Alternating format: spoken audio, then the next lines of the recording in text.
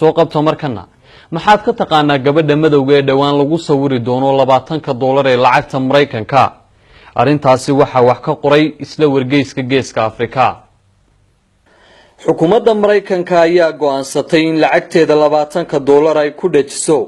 sawirkan haweeneyda madowga ah ee Harriet Tubman oo dhibane u noqotay gumaysigii madowga ee dalkaasi Mareykanka waxa aanay noqonaysaa gabadhii ugu horeysay ee abid sawirkeeda lagu dhajiyo lacagta dalkaasi Mareykanka haweeneydu u sharaxan madaxtinimada dalka Mareykanka Hillary Clinton oo dhawaan ka hadashay arinteeda la xidhiidha ay barteeda Twitter-ka waxa ay ku tiri haweeney hogaamiye iyo waliba halgama u soo dagaalantay gobonimada ma jirto cid kale oo Harriet Tubman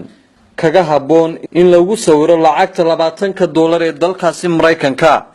dhinaca kalena wasiirka khasnada Mareykanka Toga Blue oo ka hadlay arintani ayaa yiri ma aha astaan taariikheed oo kaliya laakiin waa tusaale sare oo lagaga daydo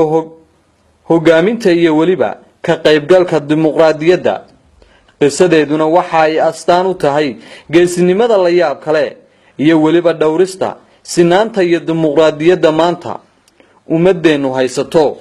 Tubman waxa ay kamid tahay dadkii madowga ahaa ee taariikhda Mareykanka ku caan baxay halgankii ay kaga soo horjeeday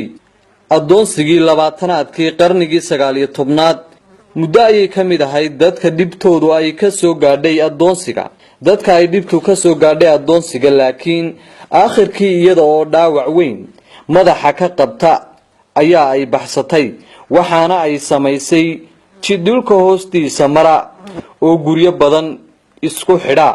si ay ugu dhuntaan dadka ka baxsanaya adoonsigu habkan oo ay suurto gelisay inay muddo yar adoonsiga ka xoroobaan dad ka badan 70 ruux inkastoo uu Mareykanku gaadhay go'aan ah